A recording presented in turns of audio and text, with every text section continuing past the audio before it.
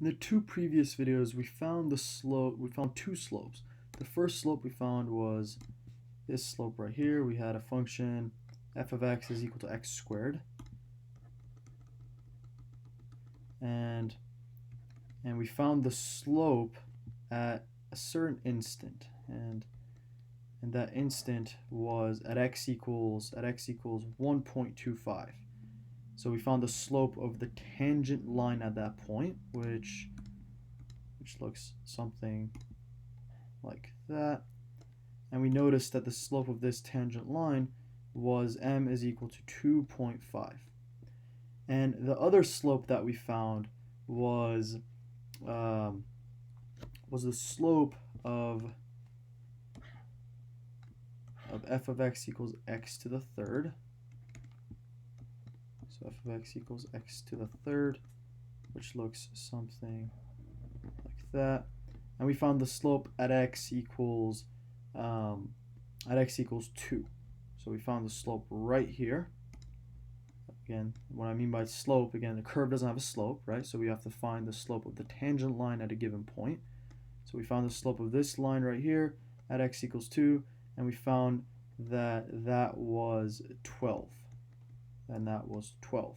So now, and you know, the previous two videos took about 10 minutes each, so it was a very long and tedious process. And in this video, I want to do the same two slopes, and I want to start with the previous one.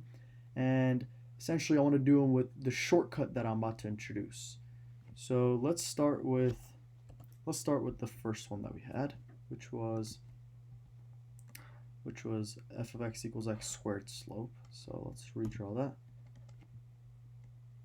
So we have f of x is equal to x squared, which we know looks something like this. And we want to find the slope of the tangent line at the given point 1.25, which we'll say is right here, 1.25. And again, we know the answer already. So if you haven't watched the two previous videos, I encourage you to do that first, and then come back to this video. So I'm trying to draw a tangent line here. So something like that. So we know that the slope of this line has to be m is equal to 2.5. And now instead of doing it the long and tedious way that we did, I want to introduce the shortcut. So essentially this is where derivatives come in handy, and using something called the power rule shortcut. So if we have our function f of x, let me rewrite it right here. So f of x is equal to x squared. We can do something called take the derivative of the function, which we usually call f prime of x. So we draw a little line there and we say this is the derivative. So we can take the derivative, and this derivative function will give us the slope of a tangent line at any given point. So let me repeat that. Once we find this derivative function, because it's going to be a function, because the slope of this curve changes, right? This function will give us the slope of the tangent line at any given point. So if we have the function and we plug in 1.25, right, because that's the point that we figured out earlier, it should give us an output of 2.5. Now, before I tell you how to do it, let me tell you what the function will be. Let's see if it's right, and then I'll tell you how to do it. So I know f prime of x is going to be 2x. So again, this function will give us the slope at any given point. Well, at 1.25, what does it give us? F prime of 1.25. Well, that gives us 2 times 1.25, and that's indeed 2.5. So that gave us a slope, and it was much easier to do this way, right? Instead of doing the thing that we did in the previous video with limits. So this took 3 lines of math, and the limit problem took, I don't know, about 15 or something. Now let me show you what the shortcut is. So this shortcut is called the power rule. The power rule. So if we have some function, I'm going to say, let's just make it general. Let's say g of x is equal to ax to the b, where a is a constant and b is a constant. So this means there's some coefficient here, and then there's coefficient just means a number next to the variable, right? And then there's some power here, right? These are both constant. Well, g prime of x, which is a derivative function of g of x, is b times a x to the power of b minus 1. So let's think about what we did here. What we did is we multiplied the power by the coefficient, and then we subtracted 1 from the power. And this is our derivative function. Now let's apply that to this x squared that we just did here. So if we have f of x is equal to x squared, well, let's apply the rule. So our coefficient is just 1. So f prime of x is 1 times 2, because that's the power, x to the 2 minus 1.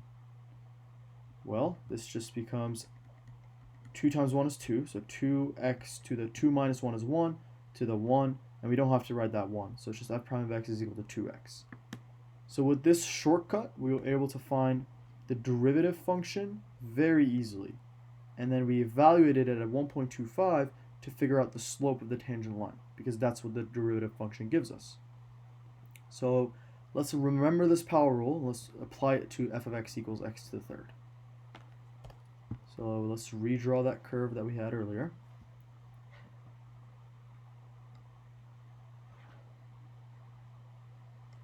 Again, we're interested to find the slope of this. Wait, let me make it go through the origin. There we go.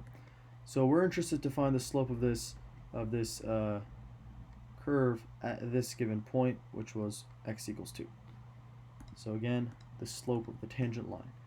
And once again, we did it in a very tedious manner in the previous video, but now we know the power rule shortcut. So let's apply that. So we know our function, which is f of x is equal to x to the third.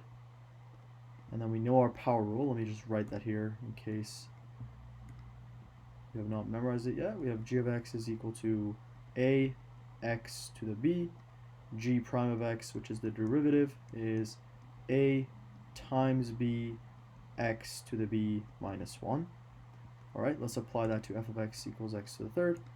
So there's basically a 1 there. So f prime of x is equal to 3 times 1 x to the 3 minus 1, 3x squared.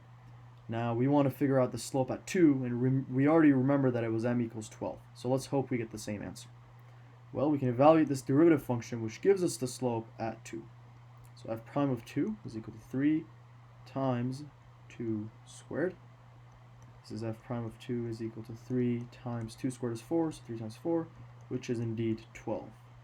So that gives us the slope at that point as well. And this is the power rule for derivatives. The power rule for derivatives. All right.